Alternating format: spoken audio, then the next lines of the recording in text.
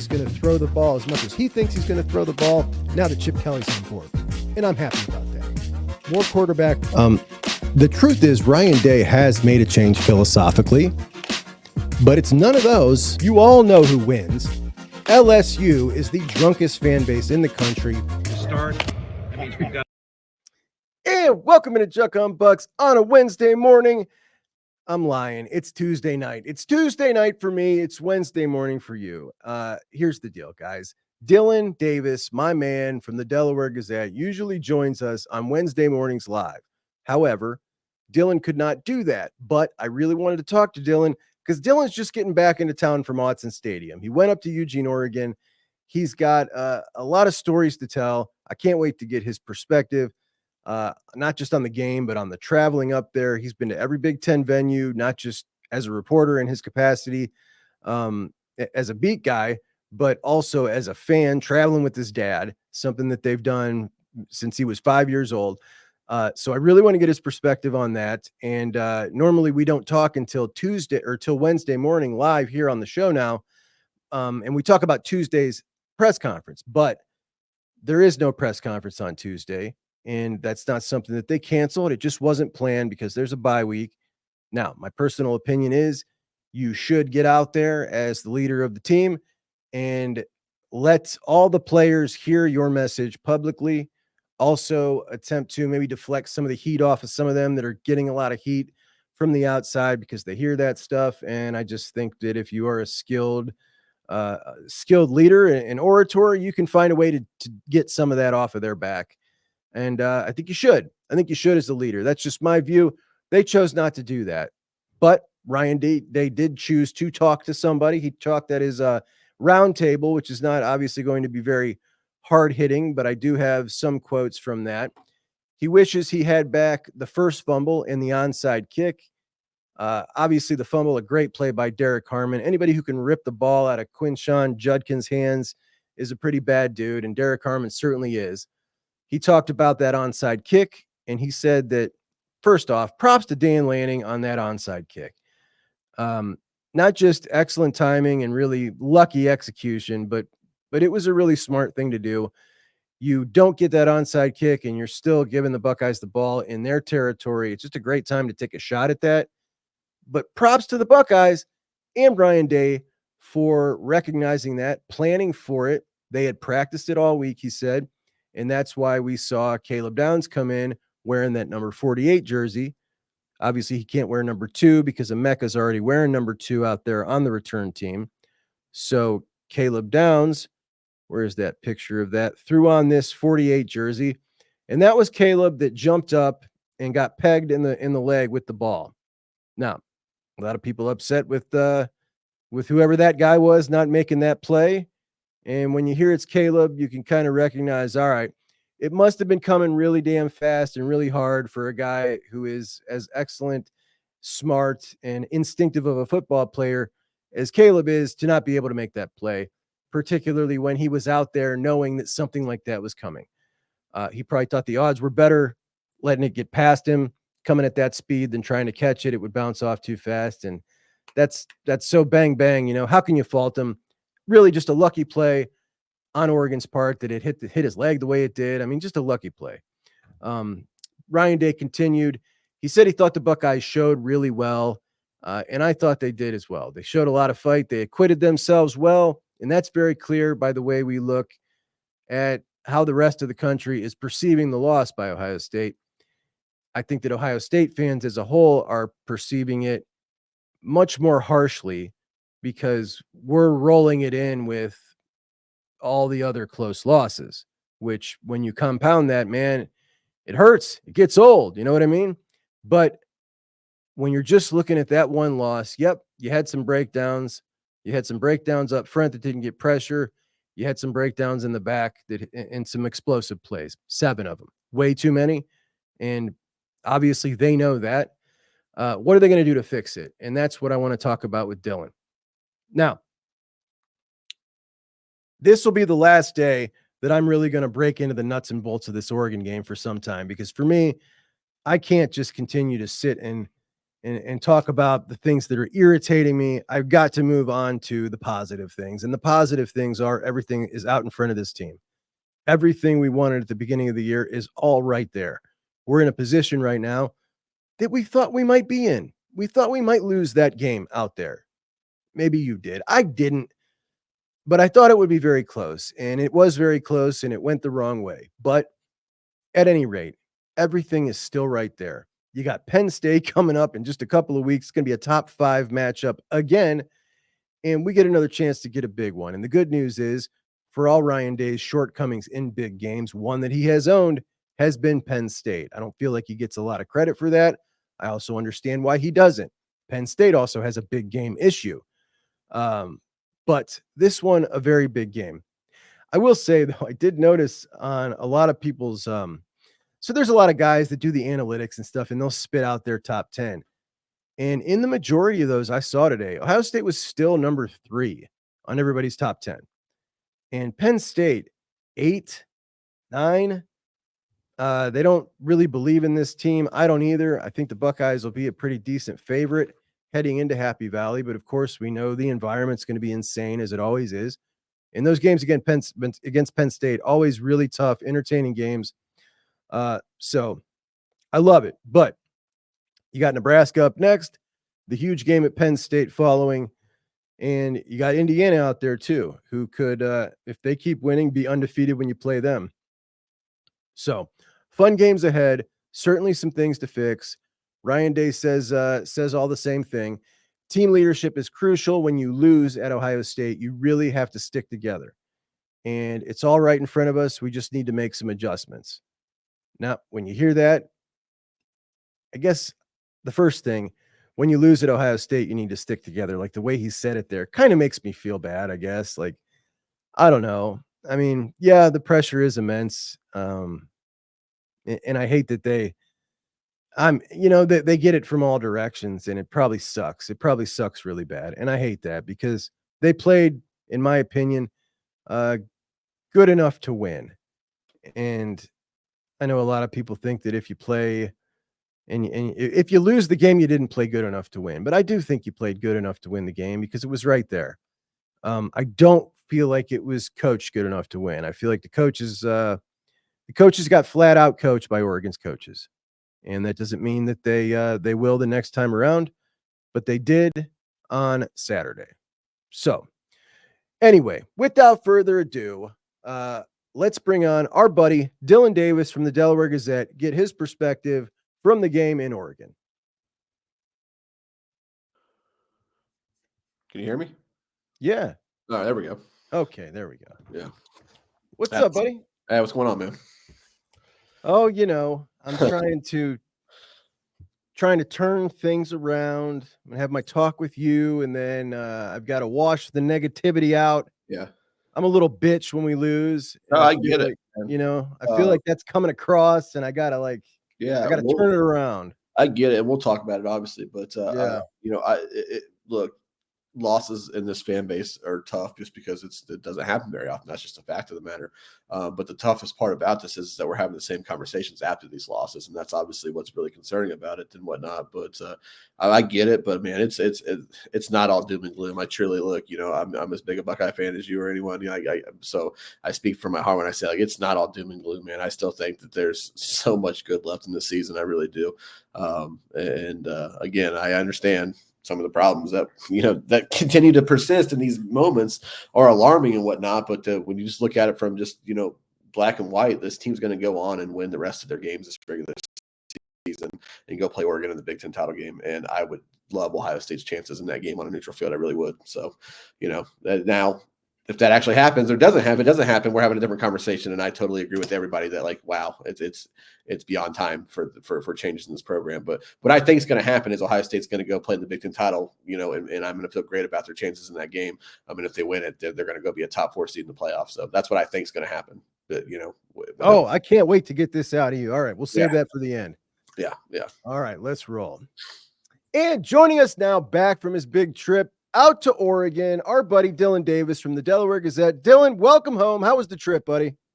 Man, it was awesome. I just every way that I try to describe it, every part of it was just an awesome, awesome trip out there.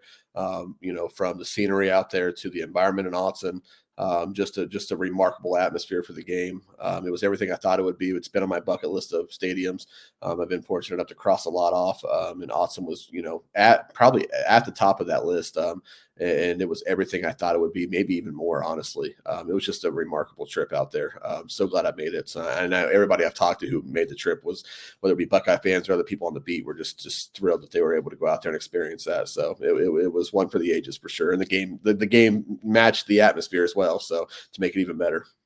The game was, I mean, honestly, it sucks to be on the losing end, but boy, did it deliver. Certainly like almost an instant classic type of game. It definitely delivered in every single way, from controversy to turnovers at timely time to the way it ended. Like everything about that is just like, wow, that's one we'll think about for a long time. Yeah. Too bad we didn't win. Sure. You've been to plenty of whiteouts as well. How do you think this compares? I assume that's probably at the tops of the tops as far as atmosphere for you. Yeah, well, I've been to 3 whiteouts in my life, and I've been to Happy Valley a few other times, but they weren't whiteouts. But I've been to 3 whiteouts in my life, and anybody I've ever talked to about the whole atmospheres or your favorite places to go and whatnot, I've been adamant that like the whiteout is second to none. I don't know how anybody could top it. Really, it's just a truly crazy environment in Happy Valley for those whiteouts, and the loudest thing I've ever been a part of. But I'll say, Saturday's atmosphere is absolutely right there. Can't get scientific and try to, compare the two but beyond any doubt, Autzen Stadium on Saturday and what I've experienced in Beaver Stadium for whiteouts they're right on par with each other. The loudest things I've ever heard. Those are the two. I know a lot of people talk about Death Valley, LSU at night and whatnot, and I'm sure it's awesome. I know it's awesome and whatnot, but outside of that, I don't know how it could get any better than what we saw in Autzen on Saturday and what I've experienced in Beaver Stadium with whiteouts. Those places are just, it's just everything that makes college football great. Those atmospheres are truly the best. And I'll be honest with you, I left Eugene yesterday kind of, longing for that kind of atmosphere at the Horseshoe. Just thinking about the fact that they had 60,000 people in that stadium, and it was that just insane. And we can't get that in Columbus at the Horseshoe with 105,000 people in that stadium. So, I don't know what the answers to that is. I'm sure, I know I have, my thoughts on it. I'm sure everybody has thoughts on it and whatnot, but there's just no reason to have some of the atmospheres we get in Columbus, compared to what I've seen in Autzen and Beaver Stadium and places like that. But yeah, it was awesome. There were some other ones that I've, really enjoyed in my travels around the Big Ten, whether it be as a fan or certainly on the beats. But Autzen and Beaver Stadium, second to none, without a doubt. Now you had to sit on the roof. We talked about it before you left, and I've got a picture from the opposite side looking at where I believe you were sitting. Was it up here? No, up there. So that's actually that was the picture that you're showing. Whoever took the picture was actually on top of the press box. I can tell. Because the press box was even with that first row of whatever those are, whether those, I don't really know what that looks like, a soccer stadium, right? Whatever those seats are when so that was actually across the field. I don't know if that's cameras are up there. Well, I don't know what that is and what, but anyway, so that's what you were looking at. Yeah. So whoever took that picture, I could tell it was high enough that they were actually on the roof of the press box. The roof was only like one level story higher than the seating in the actual press box. I saw some people on Twitter leading up to the game on Saturday as people were posting their photos talking about, looked like, you might as well have been on the moon or you might as well be watching the game on TV and whatnot. The view wasn't any worse than the press box by any means. The view was gorgeous and whatnot. The only issue with that press box up or standing on top of the press box was that the railing in front of you didn't allow you to sit down and see the bottom half of the field. You had to stand up if you were going to watch the game up there, which was fine. But I need to be able to write throughout the game, and that's the only reason I ultimately chose to go down into the press box when I was told that there was a seat for me. So, you cheated? You went down? Yeah, I got to be able to. Yeah, of course I did. I texted you during that game and said that I was really conflicted. Like every part of me said, don't go down there. This is awesome, man. This is the best thing ever. This is the most unique experience you'll ever have. And it was so cool up there. And because of the way Autzen Stadium is structured, it has the overhang of the Ohio State sideline. There's an overhang over it, and that's why it's so loud in there for only 60,000 fans, is because that noise bounces straight off of that thing. And it hangs out far. It almost covers the entire 98 feet. Yeah, is that what it is? Okay. Yeah. And so everything bounces off the ball and comes straight down. We were maybe 20 feet underneath that thing. So when it's bouncing off, it's bouncing like right underneath us. So as loud as it was for that game and as loud as it was in general, whether it be in the press box or whatnot, it was even louder up there. Like standing up there was the loudest part of that stadium, without a doubt. And it was awesome. And like I said, I texted you and I didn't want to go down. I honestly didn't. If it was just about the game atmosphere and enjoying the game, no chance in hell I would have went down there. But I needed to be able to sit down and write, and I couldn't keep on standing up to see the play, sit down, write, stand up, and whatnot. Yeah. So that's why I ultimately chose to go down. But truly, being up there was an awesome opportunity. And I told you I was intrigued by it. I thought maybe it potentially could be, and it was. It was everything I thought that it might actually be, standing up there on that press box. Other than the fact that I just needed to be able to write, so that I wasn't at the stadium until 2:00 in the morning because I hadn't written anything yet because I couldn't. So Yeah. Yeah. All right, let's get into the game a little bit. So we always talk every week about wanting a fast start, and aside from what I felt was an interception, I don't know, could you not see a TV replay? So the TV replay was 2 plays behind, so it gets really hard to try to keep up with it. You're looking up and trying to watch on the field as well. I saw some replays, but it was too hard for me to get a real good look. Whether or not, I know everybody was on Twitter was talking about it, and it seems like I have seen it since, and I thought it was an interception. So yeah. So we talk first series, and you're like, "Wow, what a start!" And I'm like, "Yeah, well, we kind of got away with one, but yes, excellent start." And then we force a punt. They get 1 first down, force a punt. So box checked on a fast start. Yeah. And as we move along that first quarter, we're running the ball good. Things are clicking well. Obviously, we had the great strip fumble by Derek Harmon, which is an incredible play. Right. And you'll have that with 2 great teams. Yep. But all in all, both teams were playing really good. But as we neared halftime, I started getting the feeling that Oregon was maybe outplaying the Buckeyes as we headed into halftime. Bucks were down just 1 point, but it felt to me like Oregon was outplaying Ohio State. I looked at the stats at the half. They were pretty even, but what was your vibe at halftime? I was confident in the second half because we've been such a good second half team, but that was my feeling heading into the half. Yeah, I felt great about where Ohio State was at halftime. I truly did. They had great balance. It was 122 yards rushing, 129 passing, or something like that. I felt great about the balance that they had. The penalties and the turnover, obviously, that can't continue in a game like that. But as you mentioned, the turnover was just a great play by a really good player who was having, a magnificent night.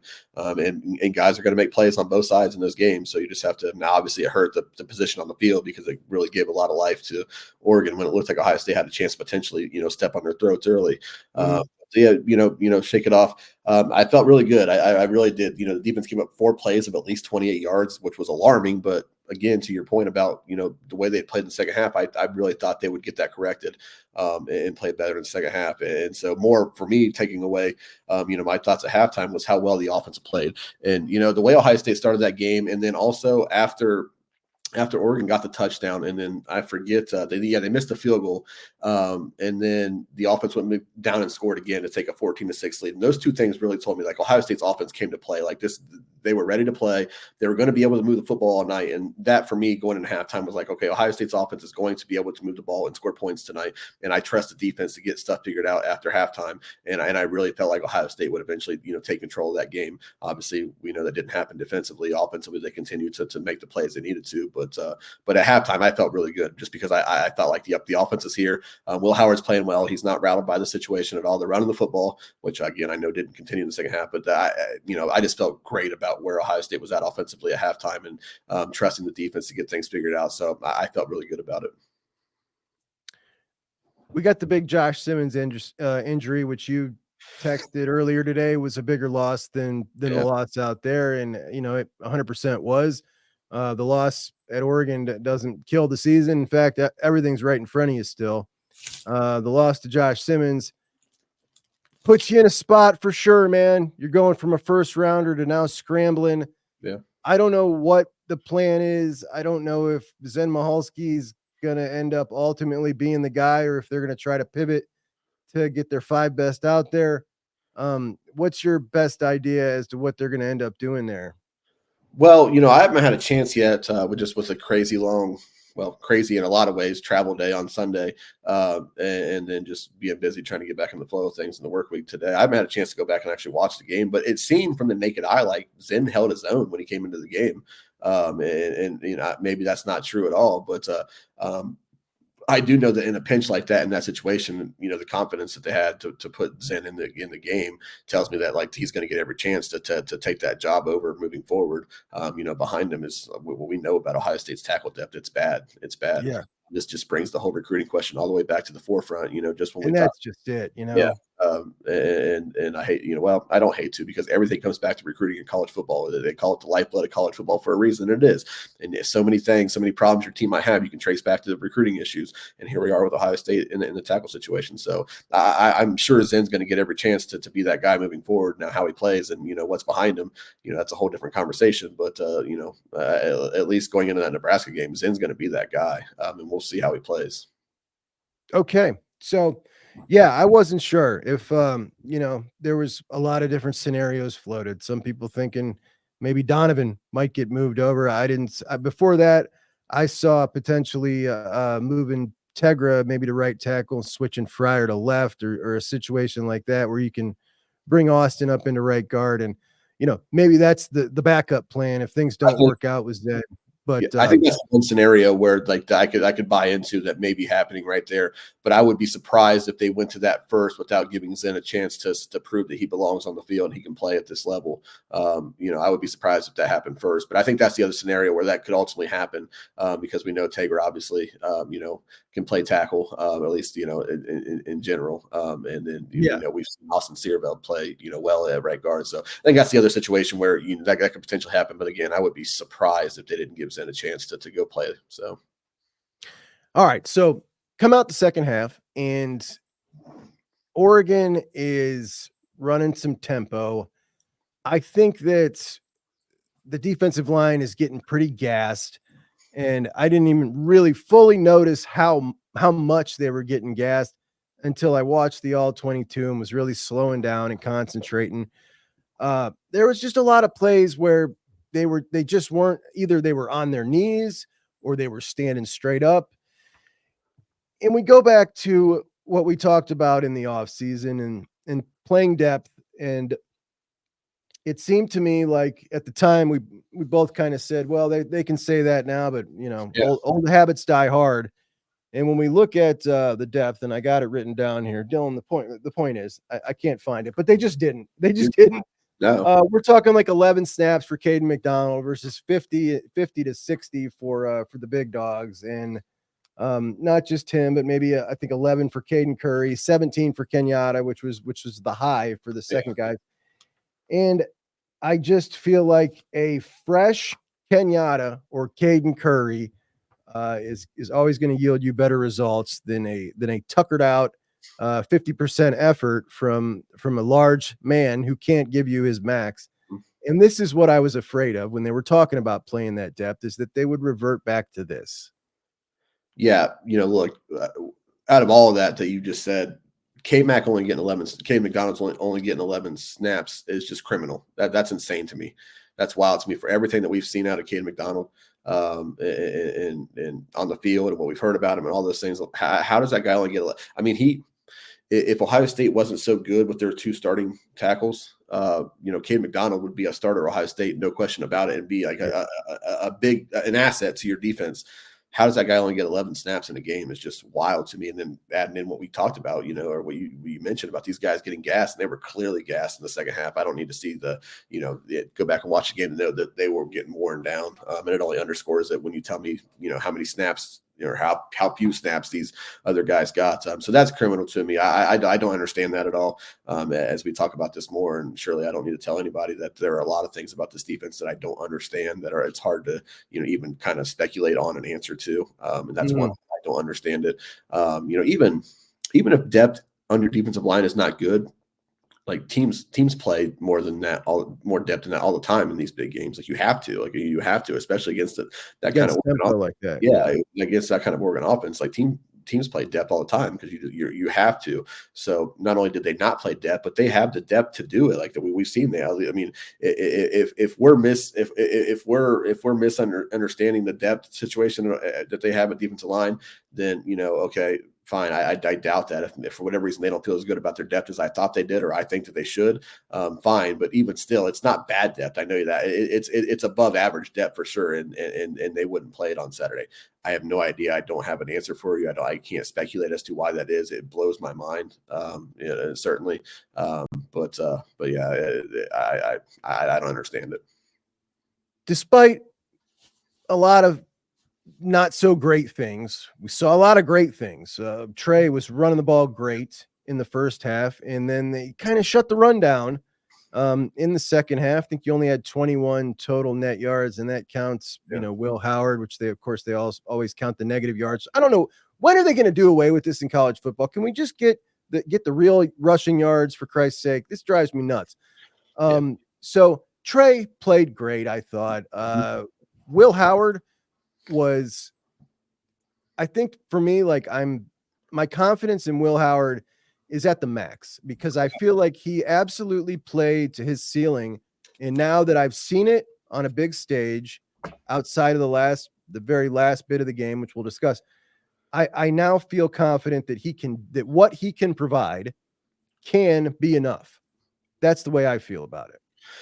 A part of me dies every time I see somebody taking shots at Will Howard on social media after that game, because we talked about it before the game when I was on the show. And I think one of my last thoughts that I gave you in terms of my confidence for the game was that I truly believe that what Ryan Day said on that Tuesday about this being the kind of game they went and got Will Howard for. I truly believe that Will Howard was going to deliver that kind of performance that everybody would say, oh yeah, this is exactly why Ohio State went and got him.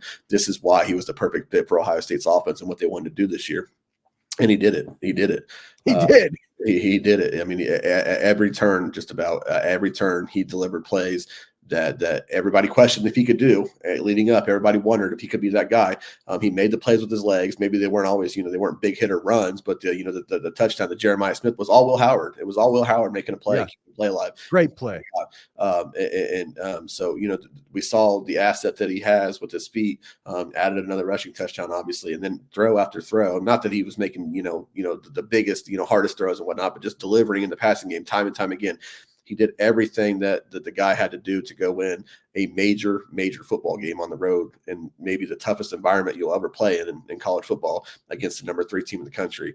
And look, I'm not making mistakes it was a blunder. There's no two ways about it. It was a blunder that was very costly at the end of the game. But it kills me to see so many people just piling on Will Howard, because he did everything that you could ever have hoped he was going to do in that game to go win it. And, ultimately it was short. So when we talk about, he absolutely did it, in my opinion.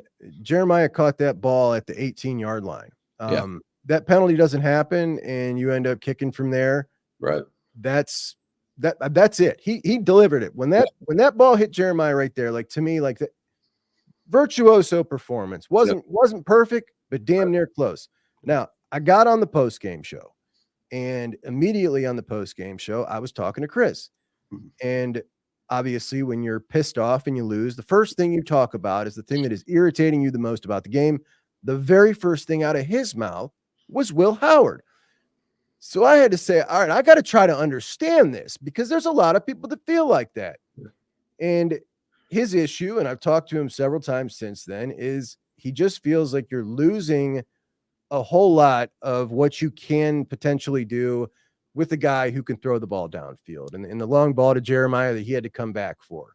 I don't know, man. I just disagree. I just do. I just feel like what you've got there is enough offense with what you got there. Like what you put out there, that could have won that game, should have won that game maybe. But I can see that there are a lot of people that agree with him. There really are. So I'm trying to understand. When he says that you're losing so much of what you could do, in the downfield passing game, does he mean I don't disagree with that in terms of like if you had a CJ Stroud type quarterback on this team with those receivers, that it would be just a monster. I don't disagree with that, but like that guy's not on the roster, so they're not losing anything. They're playing they're playing what they have. Oh yeah, no, he So agrees with that. He's not saying put somebody yeah, else in. Yeah, right. So yeah, I mean, in my opinion, and I'm not trying to tell anybody how to feel about this guy or the other or the team or whatever. I understand that, but I mean, in my opinion, I came away from I think it's the same to you. I came away saying like Ohio State checks the box at quarterback. They have a quarterback to go win a national championship, in my opinion, to do what he did on the road in that environment. So I mean, you can say that you could do it in other ways, or they could be better in this area and whatnot. But what more do you want than to be able to say you have a quarterback that can go win a national title? Like you can rely on this guy to make plays to go win a national title. Like if people came away from that on Saturday not thinking that, then I don't really know what to tell them. But again, I understand you could, Ohio State could, move the ball in different ways and maybe be more explosive in other ways. I'm not saying that they couldn't in that sense either. But like Ohio State's offense is plenty good enough to go win a national championship, and they check the box at quarterback, and I think that's the biggest thing, right?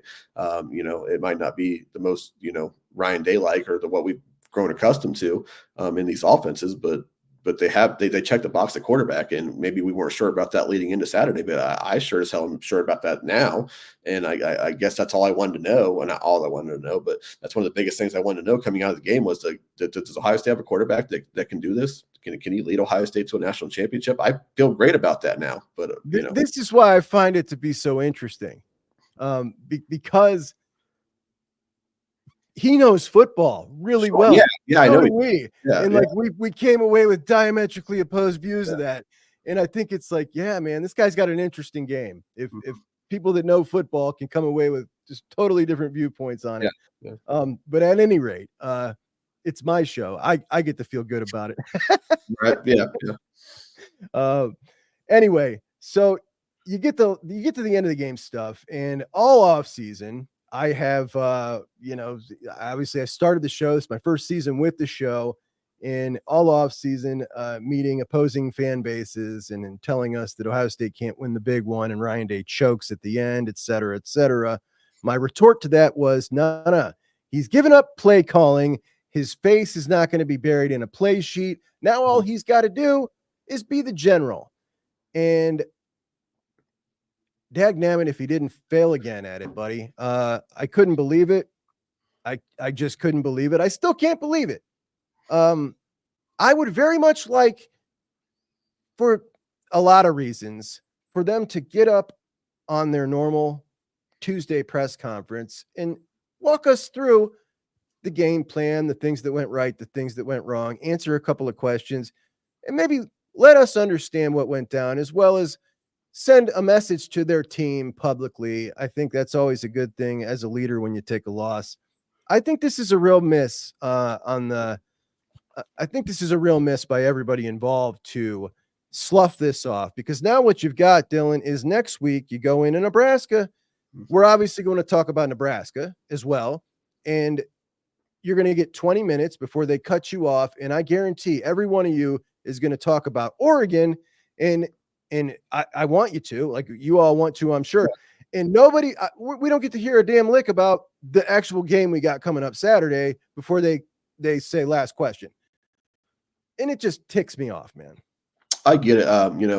It is worth saying that this wasn't some kind of, drawn up plan to avoid, facing the music or anything like that. This was a talk about, dialing it back this week, before the game even happened. So, but that doesn't take away from the fact that I agree with you that this is just an awful missed opportunity to, kind of get up there and, I don't want to say get out ahead of this, but, maybe just calm some folks down and at least, talk about what you saw, because again, so many times after these press conferences, we get a lot of these answers about, well, I'd have to watch the film or we review the film and whatnot. And so, this would be a perfect opportunity to get up there and just talk this through and whatnot, because you're absolutely right about one thing for sure, is that come next Tuesday, I know, speaking for myself, and I'm sure I can speak for, by and large, the entire beat, that I'm not going to be asking about Nebraska on Tuesday. I'm not going to. And maybe my question is, is more just wider, broader in the sense that it covers everything, but it's not going to be with Nebraska in mind. I know that because there's just too much still to add to ask about what happened on Saturday and what went down, both good and bad. I mean, it's not like there are things I'd like to know about, some good things that I really saw on Saturday as well, but just in general, by and large, like there's still too much to still digest from this game, and to not get this opportunity to do it on Tuesday, it's just, or even on Wednesday, just in general. I don't give a shit if it was a 15-minute lightning round, just something to, just talk about it. So I agree with that. It wasn't, something that they just did in the moment because they didn't want to have to deal with it. I promise you that. But at the same time, it just feels like, how could you not? But I mean, that's it, Dillon. Even if it's a win, right? Like this is the game we've all been talking about for 9 months, dude. Yeah. 9 months. And we got 7 minutes from the coach. I couldn't hear any of your questions because it was in a tent with fans cheering outside of the tent. Oh, don't even get me started. 7 minutes with the coach and 3 minutes with the coordinators for a game we've been looking forward to 9 months. Like, give me a break, dude. Get up there and let us know what you're thinking, what's going on. But yeah, man, big fail, big F for that. I don't like it one bit. But they're going to do what they're going to do. So there you go. That's that with that. Now, you lose the game and everybody immediately wants to kind of digest what went wrong. How'd you lose the game? Obviously you had an opportunity to win at the end. I think one of the first questions and things that came up on the post-game show, and I'll ask you now, the situation at the end of this game, going for that field goal, playing for that field goal, very similar to the Georgia situation.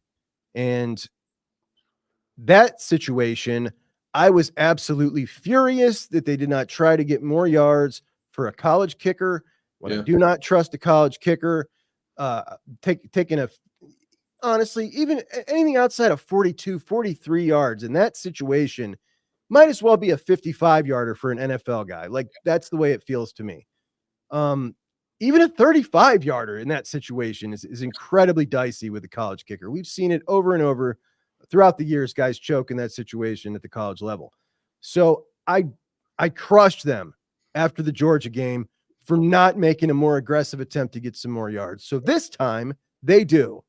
And the fact that it didn't turn out the way I wanted it to turn out, they executed the play, in my opinion. They got a bad call, in my opinion, but you got called and that's what happened. But a lot of people came in immediately and were like, that's insane. I'm insane. You just got to run the ball. And I respect their point of view, but I also feel like some of them were probably saying the same thing I was saying after the Georgia game too. You can't have it both ways, right? But what is your opinion on that final sequence there as they were setting up, trying to get some more yardage for the field goal? Well, first and foremost, you said it. You hit a nail right on the head on that last part right there. The same people who were crushing Ryan Day for the decision to try to get more yards on Saturday, promise you, were the same people, and rightfully so in the Georgia situation. We're crushing Ryan Day for being willing to settle for a 50-yard field goal in that game, because that was just absolute malpractice in that Georgia game to settle for that field goal 100% and whatnot. So I said whatnot. I said whatnot. Down in the comments. Mark it down in the comments. That was malpractice in the Georgia game. On Saturday, what I would have done is, so after Emeka caught that ball and they got to the 28-yard line, right? It was a first down and we had like 34 seconds left. I run my best short yardage pass play. If you complete it, you have time to get up there and spike the football. And it'll be third down. Run the football from there.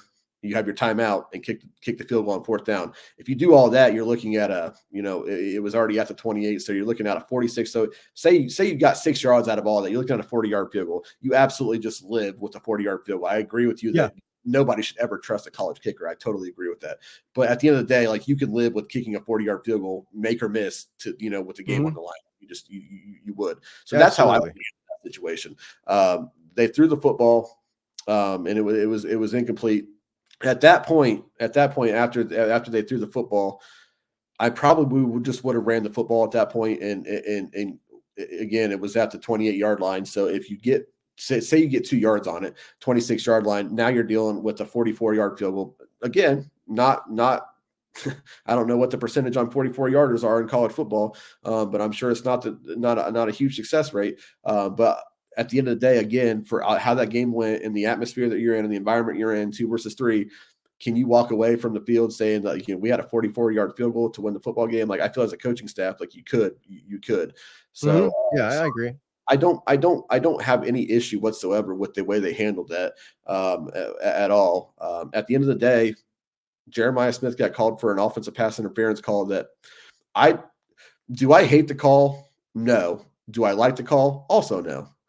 So I'm somewhere in between. I see so much more go uncalled in that realm with OPI, every week, game after game. I see, and look, the play before, I still haven't seen it yet, but I'm pretty sure that there probably could have been a defensive pass interference call on the play before that. No, I'll do you one better. I did see it, and you could have called it. Yeah. Yeah. So especially just one play later after that to call that where, there wasn't arm extension. I think I saw something on Twitter today from Joel Klatt talking about how he didn't like the call, and he made the point. I think everybody knows this really. You don't have to talk to officials to know this. Like, arm extension on OPI is really usually where the line, the discretion is. Like, if you extend your arms to create separation, you're probably going to get flagged for OPI. There was an extension there. He's just a big, strong man and chucked that dude with, a little, forearm shiver almost, and created that separation. So I didn't like the call, but at the end of the day, that call is the only thing separating Ohio State from having just a tremendous opportunity to walk that game off, or at least, walk the game off. It would have been a walk off. That's the only thing separating Ohio State from doing that, which is also why, and I don't know if we're going to get into this later, but which is also why I think that people need to pump the brakes on talking about Ryan Day, fumbling away another game again, because at the end of the day, Ohio State was in position to go win that game. What else do you want? Like, I mean, do I think that there are things Ryan Day could have done better? Without a doubt. Do I think there are things that are still very, very alarming about this game, especially when it comes to that defense and Jim Knowles? 100%. But at the end of the day, that team was in position to go win that game. I mean, they should have won them. They should have won the football game. Given not like, oh, well, if they didn't do this, they didn't do that. Given how the entire game went down to the very last 20 seconds of the 30 seconds of that game, they were in position to go win that game. And that call goes against them.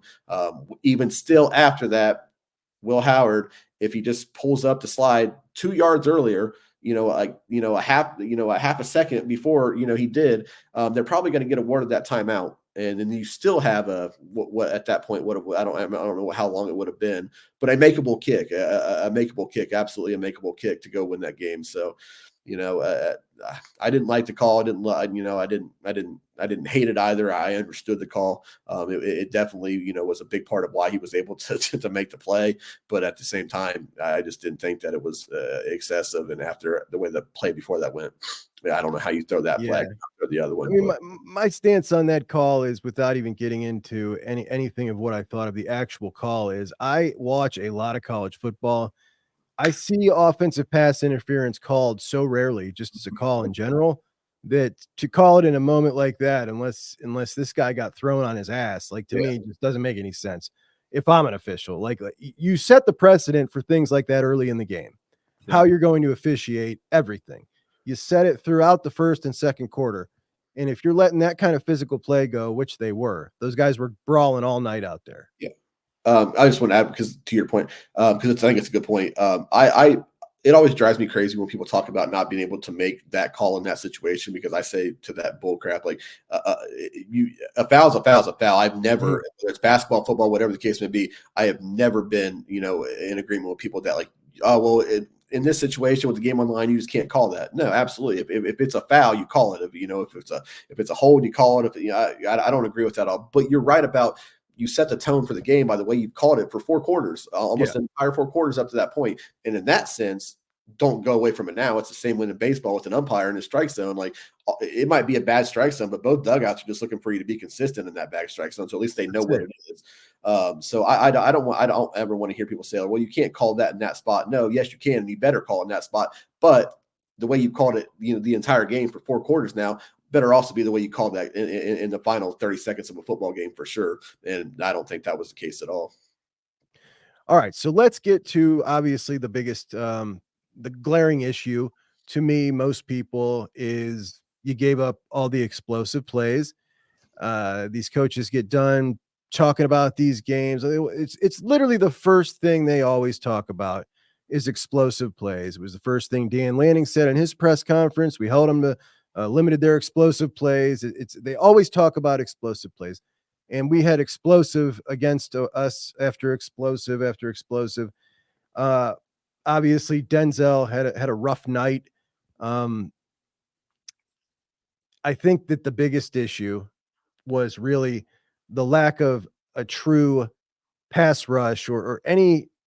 You couldn't get this guy uncomfortable. You couldn't shake him. When you go by actual pressure rates, like the way they calculate that, like on statistics, there was plenty of pressures, but maybe it's just because he's so damn good. The dude never looked disturbed. He never looked like, even when he was off his spot, he was so calm and comfortable. And again, said this yesterday, but one of the things that we've always complimented Will Howard about is how nicely he moves in the pocket and just kind of keeps his eyes downfield. A really great skill of his. Dillon Gabriel's got it as well. And also Dillon Gabriel was just flat out excellent, right? Yeah. Like we can give him a lot of credit too. Absolutely. He was excellent. Absolutely. But when you're in a situation like that, and this is what I expected coming out of the second half, Dillon, was okay, it is clear that this dude's too damn comfortable. We got to do something. And I didn't see that something. And that pissed me off. Yeah, no, I mean, I entirely agree. I think definitely start by saying like Dillon Gabriel looked fantastic in that game. And you're right, he never looked uncomfortable. Even when there were times where he maybe should have looked uncomfortable, as rare as they were, he just never looked uncomfortable. Just completely unfazed by the moment, and a ton of credit to Dillon Gabriel for that. But you're right. At some point, and again, I'm saying all this without having gone back and watched the game and whatnot, but I don't need to in some of these situations. At some point, you have to start taking chances defensively to make him uncomfortable. Like, for as good as he looked and as poised as he looked, like you start hitting him around a little bit and start getting into space. Like any quarterback's not going to be comfortable with that, as we know. So at some point, you got to start dialing up some chances and forcing him to be uncomfortable with not. They just never did. Sometimes Jim Knowles and this defense just like feels like they just flat out refuse to change. Like just the most stubborn thing you'll ever see in your life. They're just not going to change, who they are, what they think they can do, no matter what. And there were times Saturday where it's just flat out. It just seemed like flat out defiance, just ever defiant. Not going to change. Not going to change who we are. Just going to continue to do the same things. And they got victimized time and time again. It's the biggest thing coming away from this game in my eyes. Dylan, the whole point of his defense is not to give up those explosives, right? Yeah. Like that's what this is. Yeah. You're going to give up some crap. You're going to give up some yards, and we're going to deal with it because you're not giving up 60-yard touchdowns. Well, when you're giving up those 60-yard touchdowns, and this guy is doing it when you got everybody back and doing what they're supposed to be doing, if he's already beating you there, then you've got to take a gamble. You've got to take a gamble because he's going to beat you anyway if you don't. At least taking a gamble, you got a shot. You got a shot, and it might not just be that play, but it might be a couple plays, and now you got him shook, and now you've changed his habits. You got to take a shot. Yeah. We know that there is a lot to talk about there, and I'm sure we'll talk about that in the coming weeks. But I want to get to big picture stuff because I want to cheer up. I've had enough of being irritated by this game and irritated by situations like that. And the fact of the matter is, everything is out in front of them, number one. Number two, I think that's the best offense in college football that they just played against, and they damn near won the game at their house. Number three, every game we see anymore between two teams that are of this caliber seem to be this high scoring. Yep. It doesn't mean all those defenses sucks. It means high-level offense this day and age just beats high-level defense more times than not. And we have an offense that can do it too. So that said, how do you feel about Penn State, about the potential of a rematch, about the rest of this season as we move forward? Look, I get everyone their feelings on this game after the fact, and I understand it because we're having these same conversations after these losses, especially defensively, and so I understand the frustration with that because it's concerning. Obviously, it's a trend. It's more than just a it happened again. It's a trend. It's a very disturbing trend. It's an issue. So I get all of that. With that being said, everything that I think I know about Ohio State to me makes me believe that Ohio State is absolutely going to go win the rest of their football games in the regular season. I understand that the trip to Happy Valley and that Penn State game is going to be a very big football game. But I would still be very confident in Ohio State to win that football game. And a matter of fact, Vegas will be very confident in Ohio State to win that football game too, because I think they'll be a road favorite in that game. So, so I have every reason to believe Ohio State will go win that football game. I really do, and a lot of that stems from the confidence I came out of the Oregon game with offensively. Do I think that Denzel Burke's going to have guys just running past him again, for these huge, big hitters in games? Maybe not until they see Oregon again in the Big Ten title game, but not for the rest of this regular season. So I get like the concern with this team coming out of that game, but then also as you do shift to what's ahead now, put in the rearview mirror and shift to what's ahead. I don't know why anybody would not feel confident about Ohio State running the table the rest of the way and getting back to Indy. And lo and behold, there's Oregon waiting for you in a rematch. And if you look at that game and the way the game played out in Austin on Saturday, I still don't know how anybody wouldn't go into that game and feel really good about Ohio State's chances on a neutral field against Oregon again. I don't know how they wouldn't feel good about that. So, again, tough loss, a lot of issues there, some issues that are persistent that we keep on seeing, and I get that and whatnot. But if you just sit there and look at it and say, well, Ohio State should probably go win the rest of their games and get to Indy. And if you're like me, in my opinion, feel really good about that rematch in Indy, well, then there you go. I mean, all your goals are still right in front of you. So now obviously that has to play out. And if it doesn't, if Ohio State goes to Penn State, on November 2nd and loses that football game, we're having a lot of different conversations because, buddy, you're talking about potential changes coming to this program or needing to come to this program at least and whatnot. But until that happens, I still feel good about every game that Ohio State's going to play, from here on out, leading up to the Big Ten championship game and that Big Ten championship game, assuming it's a rematch with Oregon. So, I get the problems, but why wouldn't you feel good about that? I feel good about that. I mean, Ohio State's. I genuinely think Ohio State will win the rest of their football games going into that Big Ten title game. And I tell you what, if I was a betting man, and I am, I wouldn't be betting on Oregon in that Big Ten title game. So. Well said, Dillon. I needed to hear it because, man, I never factored in when I started this show. Okay, what's this going to be like when the Buckeyes lose? Yeah. And everybody gets to see what a little bitch I am.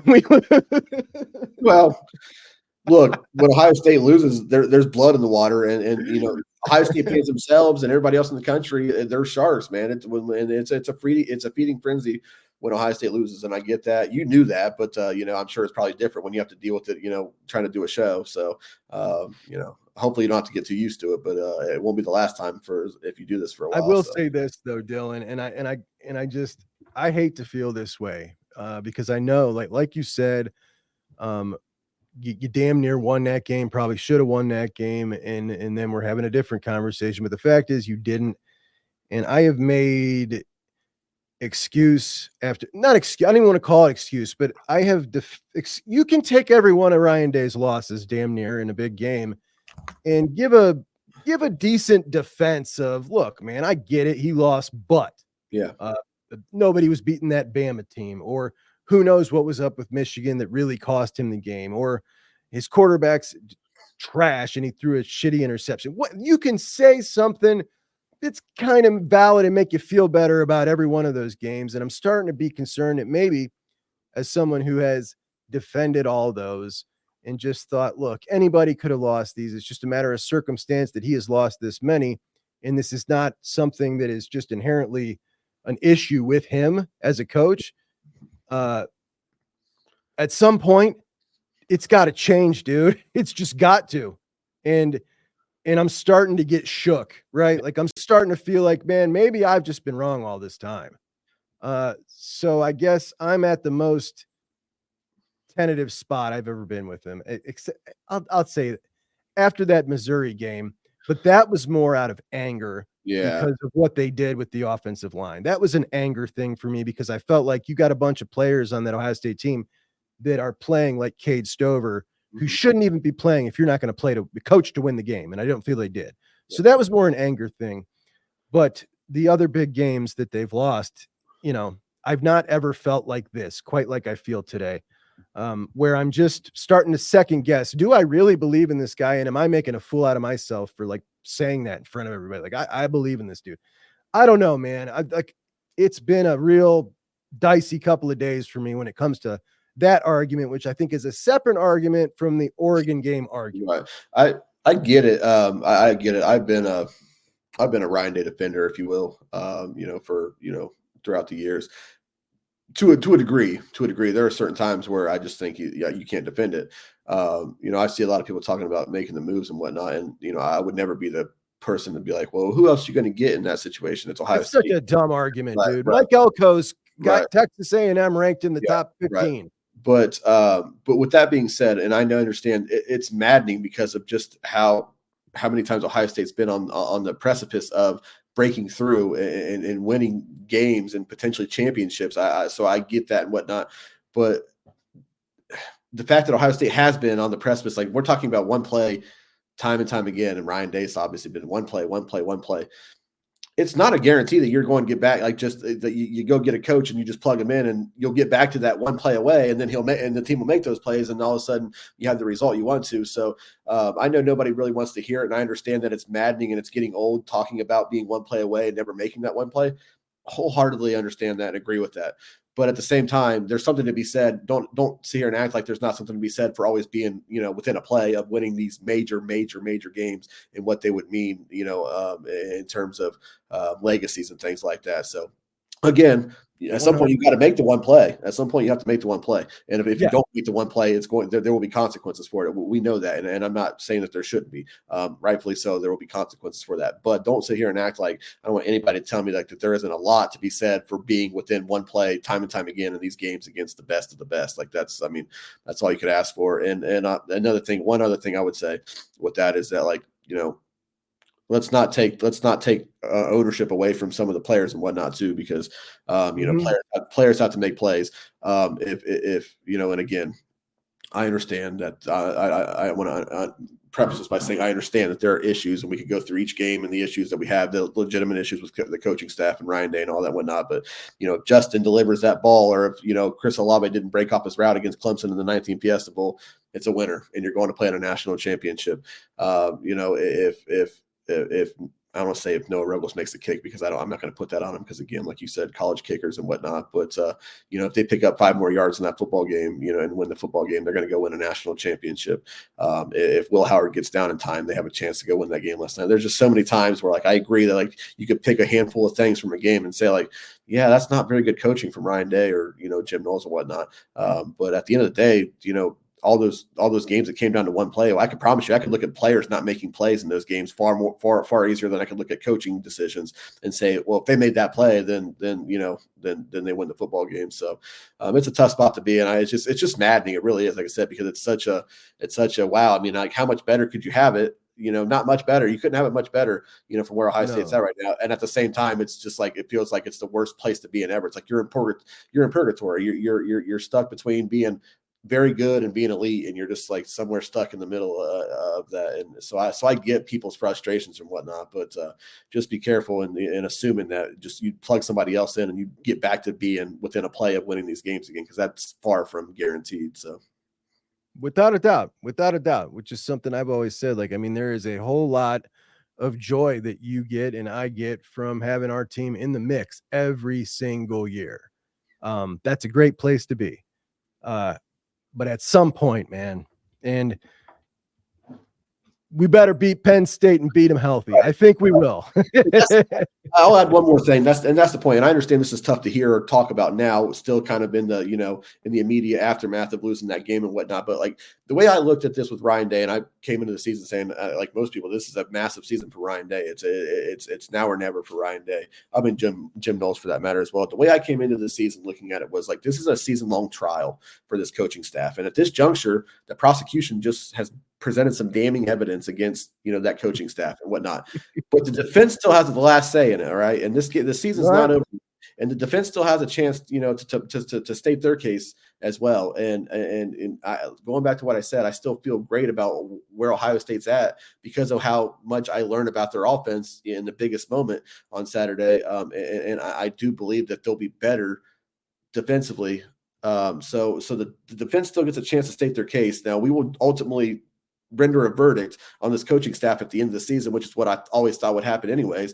But let's let the defense state their case here. And it starts with Penn State again.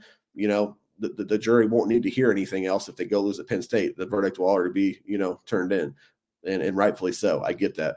I don't give a damn about Michigan at that point if you're coming in with 2 losses and you're a fringe playoff team at that matter. I do care, but I mean, at that point, it would seem just kind of like a moot point anyway. So let's let this play out there. I know people don't want to hear that right now because, losses suck, especially at Ohio State when you're not used to a whole lot of them, and especially when the losses happen in the same fashion that you've seen all too often in recent years. But let's let this trial play out a little bit more before we make a final verdict here. All right, my man. Thank you so much for joining us, filling us in about your trip, maybe talking a couple of us down a little bit. It was awesome to hear. I appreciate you so much, and we will talk to you next week. Appreciate you, man. Thank you, guys. Thanks, Dillon. And there was our guy, Dillon Davis. But he did make me feel better. I hope he made a couple of you feel better as well.